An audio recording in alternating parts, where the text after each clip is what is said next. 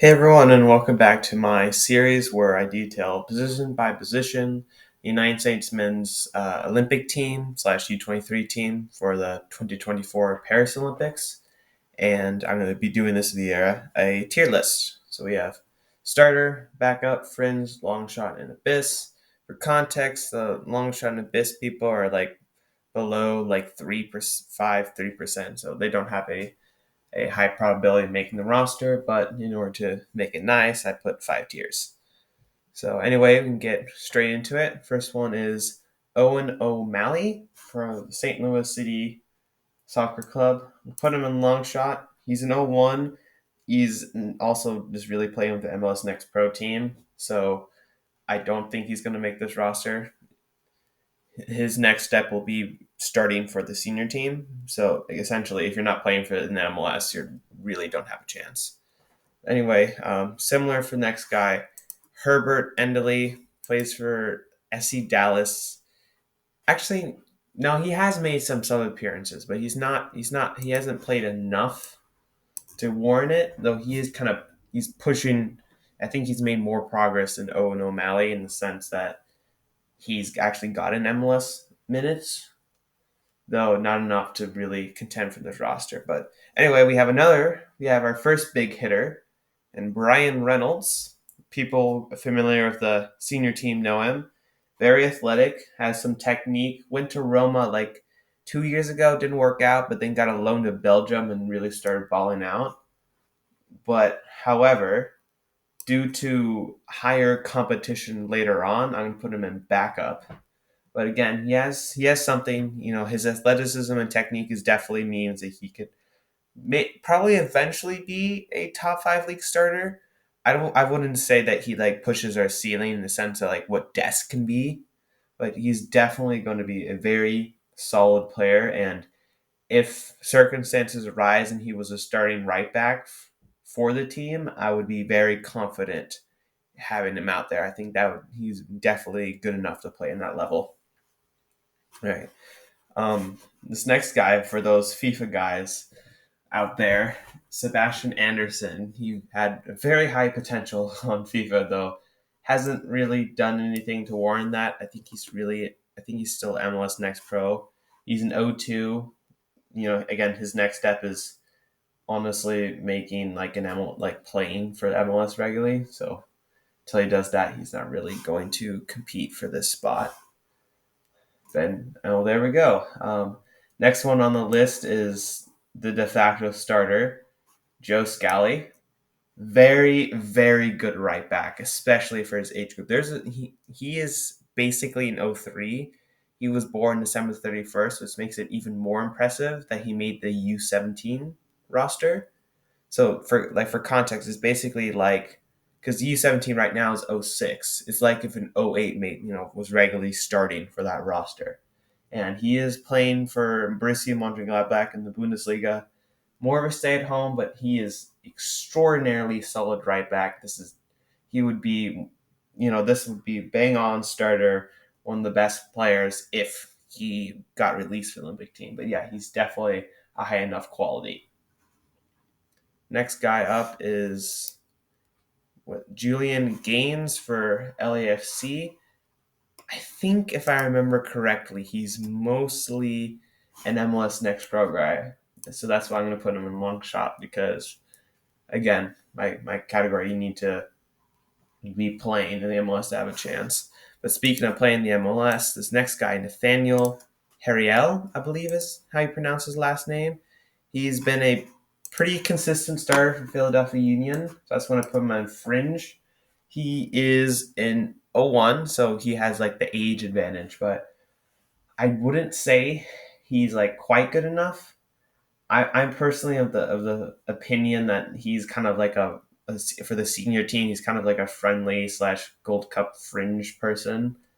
I kind of want to see how good he would be for the senior team, but again, there's a lot of kids ahead or slash people ahead of him. But again, I don't think he would be a terrible option, especially since he's starting for the best team or second best team in the MLS last season.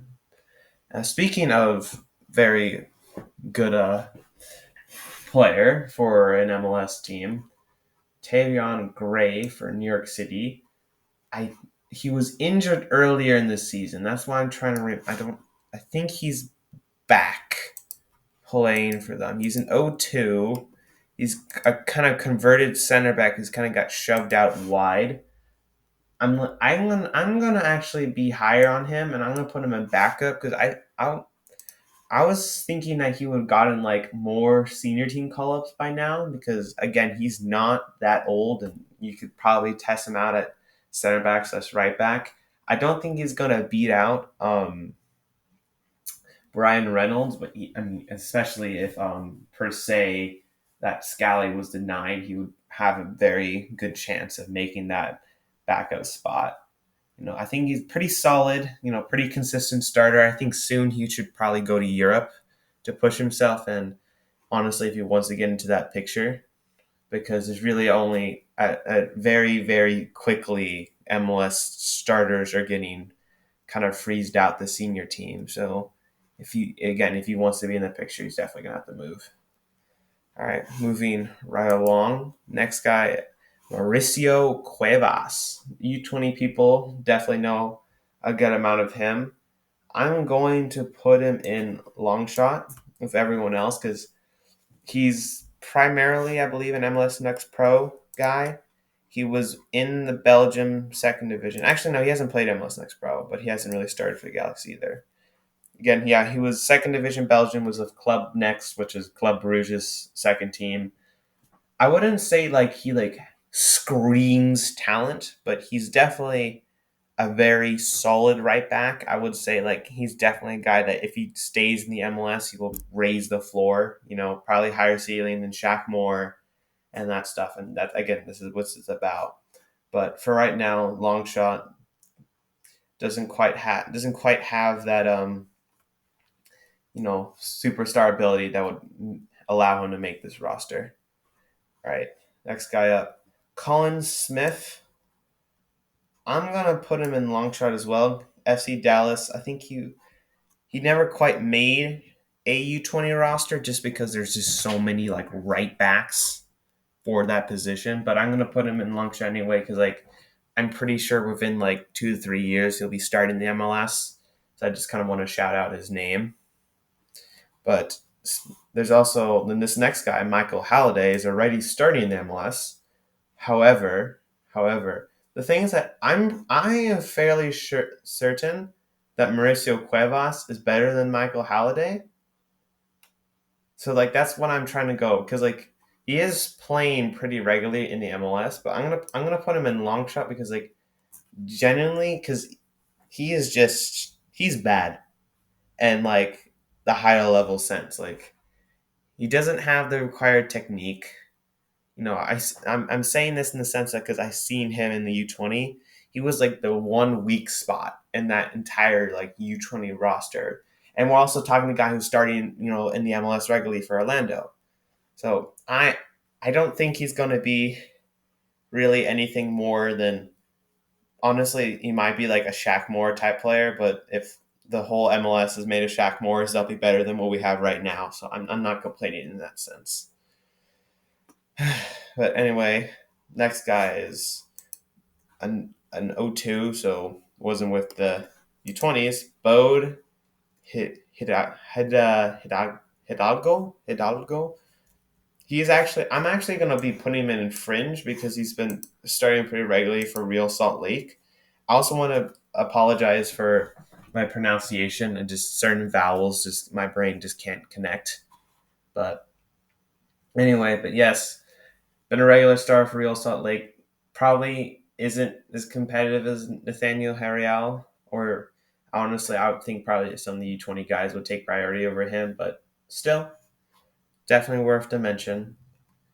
And this next person, honestly, I am extraordinarily surprised has not started for Sporting Kansas City, and that is Caden Pierre because he was certainly better than I feel like Michael Halliday from all like everything I've heard, he's around that level. He's an 03. He's definitely not terrible. So that's why I'm like super surprised that they're starting Graham Zuzi. Like at this point, like I don't think you're gonna make the playoffs. To start him. What are you gonna? You're only gonna gain from starting him now, especially if you you could if he like balls out, then you can like sell him for a good fee, and if he turns out to be not that good, well, it's not that much different from what you have currently. So a little frustrating, but we can move on. Eric Centeno, Atlanta United player. He's on loan with the MLS next team. He has a homegrown spot. Only he's an O2. Hasn't cracked a roster though. If I'm being honest, playing for Atlanta United is very very hard. So I'm on the favor that I feel like just loaning him out to a USL Championship club would probably be a better idea. But anyway, same category. I'll have to see if anyone who makes a BIS will probably be someone who's injured. So we'll just. I don't think anyone here is injured. But anyway, let's move on to the next guy. Justin Reynolds for Chicago Fire is a homegrown. This MLX next guy hasn't really made the senior team yet. He is an L4, so he's in the youngest age group for this, so give him time. But again, not going to make this roster. Hasn't made really the U20 camp either. I don't think he's even made U19. I know he made a couple of U19 camps, but still. Speaking of U19, Cody Baker. Very, very interesting player. The thing is that I have never seen him play. He was never with like the U20s or anything. But yet he's starting games for Seattle.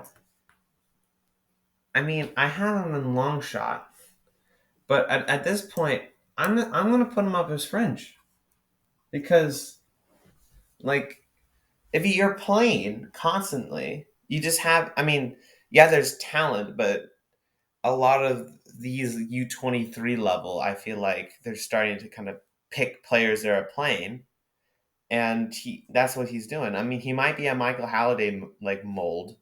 I mean, the only reason why I don't have Halliday in fringe is because I just know that he's not good.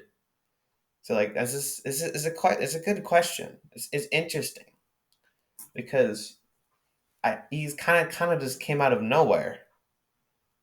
But again, Seattle's one of the better teams, so it's definitely someone to keep an eye on, especially if like one of those players that are like just come out of nowhere, challenge, maybe go to Europe. But again, keep expectations reasonable, but definitely one of the surprises in terms of the U20s. All right, we can move on now. Nara O2 Miles Leonis, El Paso, same um same like build, kind of USL Championship player. Needs to eventually will probably play MLS, raise the floor, but not right now.